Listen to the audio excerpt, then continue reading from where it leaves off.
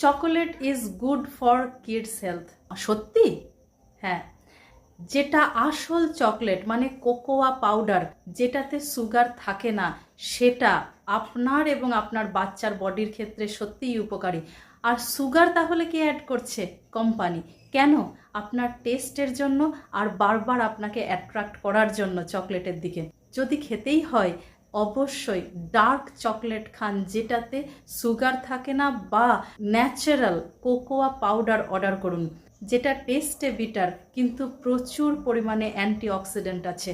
কিডসের জন্য যদি sugar add করতে হয় তাহলে গুড় অ্যাড করুন।